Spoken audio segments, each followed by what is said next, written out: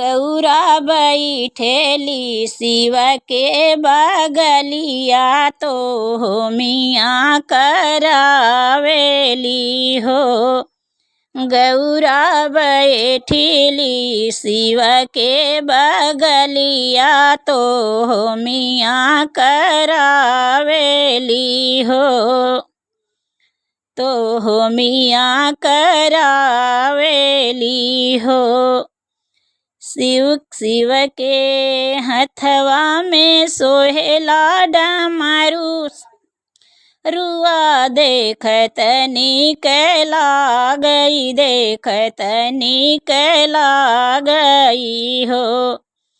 शिव के हथवा में सोहेला डमरुआ देखत नीक लागई, देखत नीक लागई हो। लक्ष्मी जी बैठेली विष्णु के बगलिया तो मियाँ करावेली हो, मियाँ करावेली हो। लक्ष्मी जी बैठेली विष्णु के बगलिया तो मियाँ करावेली हो, मियाँ करावेली हो। उनके हथवा में सोहेला चक्करवा देखत नीक लागई, देखत नीक लागई हो। उनके हथवा में सोहेला चक्करवा देखत नीक लागई, देखत नीक लागई हो। ब्रह्माणी बैठेली ब्रह्मा के बगलिया तो मियाँ करावेली हो, मियाँ करावेली हो। ब्रह्माणी बैठेली ब्रह्मा के बगलिया तो मियाँ करावेली हो, मियाँ करावेली हो। उनके हथवा में सोहेला शंखवा देखत नीक लागई, देखत नीक लागई हो। उनके हथवा में सोहेला शंखवा देखत नीक लागई, देखत नीक लागई हो। सीता जी बैठेली रामा के बगलिया तो मियाँ करावेली हो, मियाँ करावेली हो।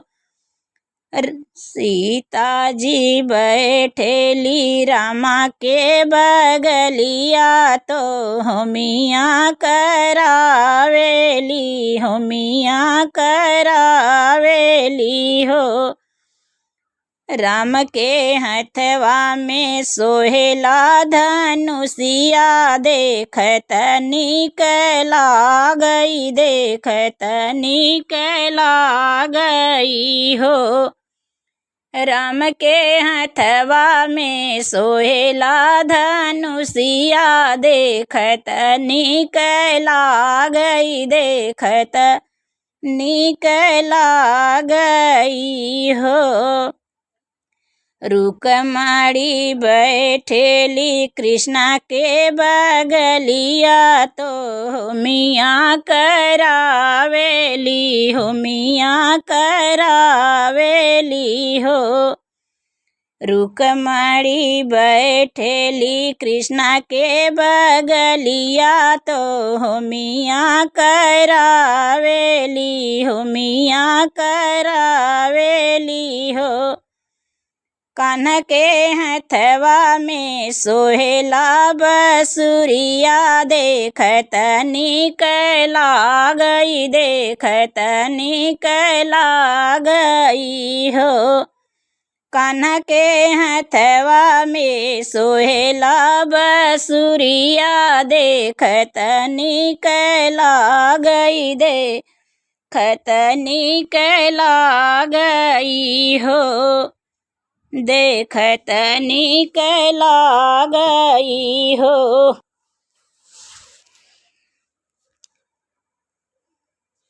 होमिया कराए से कवन फल, सुना विप्र पंडित, सुना विप्र पंडित हो।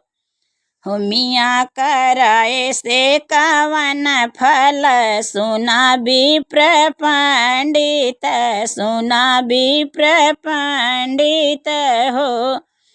पंडित कर अर्थ बतावा, तबई फल मिली है, तबई फल होई है हो। पंडित कर अर्थ बतावा, तबई फल होई है, तबई फल होई है हो। होमिया कराए से ई है फल, सुना रानी रुक्मिणी, सुना रानी रुक्मिणी हो। होमिया कराए से ई है फल, सुना रानी रुक्मिणी, सुना रानी रुक्मिणी हो। रुक्मणी दूधवा तो जई, धुआवा तो जई हैया कसवा, देवता सब खुश होई है, देवता सब खुश होई है हो।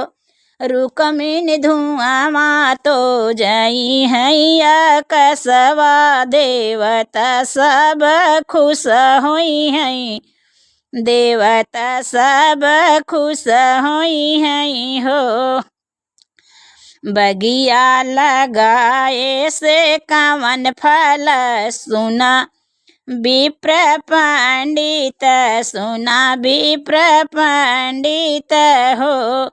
पंडित कर अर्थ बतावा, तबई फल होई है, तबई फल मिली है हो। पंडित कर अर्थ बतावा, तबई फल मिली है, तबई फल मिली है हो।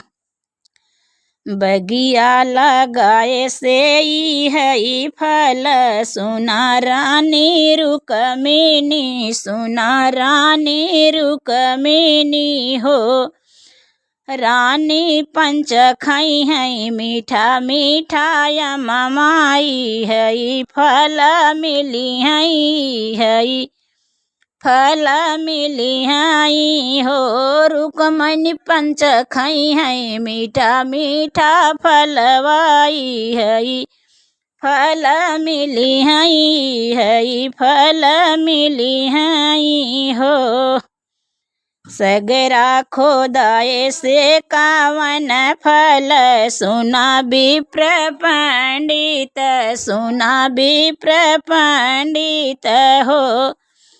सगरा खोदाए से कवन फल, सुना विप्र पंडित, सुना विप्र पंडित हो, सुना विप्र पंडित हो। पंडित कर अर्थ बतावा, तबई फल मिली है, तबई फल मिली है हो।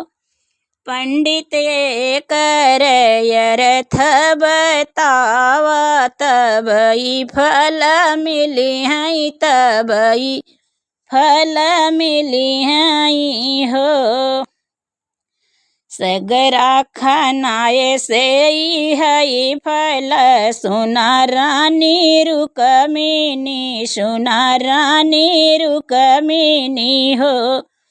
रानी सब पंच पीहे ठंडा पनियाई है, फल मिली है, फल मिली हई हो रानी सब पंच खई हई पी है जुड़ा ठंडा पानी आई है फल मिली है फल मिली हई हो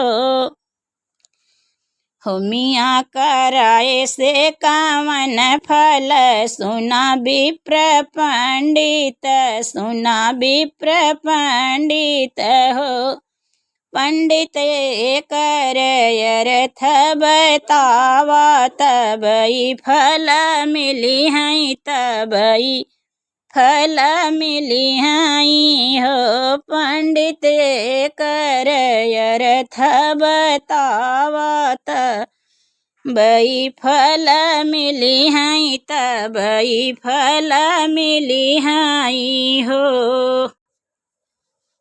अब कुशल करो भगवान हवनिया मंगल हो अब कुशल करो भगवान हवनिया मंगल हो हवनिया मंगल हो बिटिया के जन्मे कवन फल मिली हैं बिटिया के जन्मे कवन फल मिली हैं अब करी हैं कन्यादान हवनिया मंगल हो अब करी हैं कन्यादान हवनिया मंगल हो हवनिया मंगल हो अब कुशल करो भगवान हवनिया मंगल हो अब कुशल करो भगवान हवनिया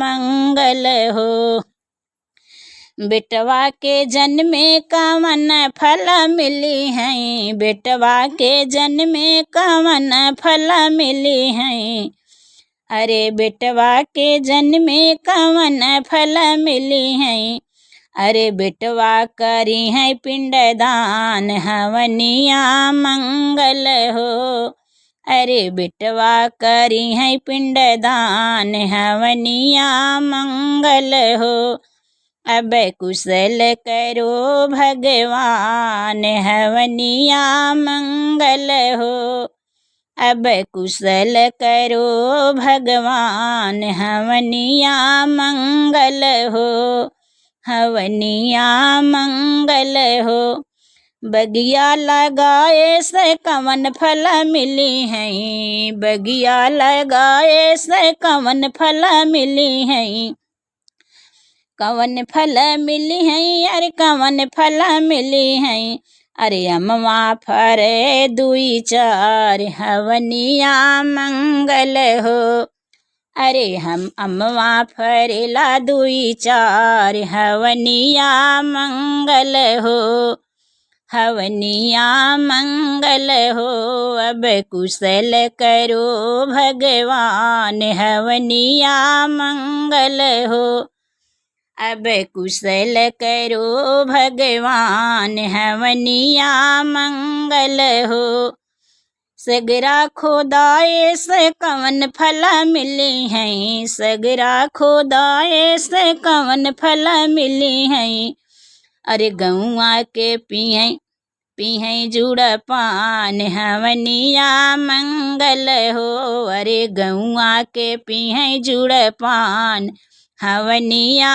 मंगल हो हवनिया मंगल हो अब कुशल करो भगवान हवनिया मंगल हो अब कुशल करो भगवान हवनिया मंगल हो अब कुशल करो भगवान हवनिया मंगल हो हवनिया मंगल हो।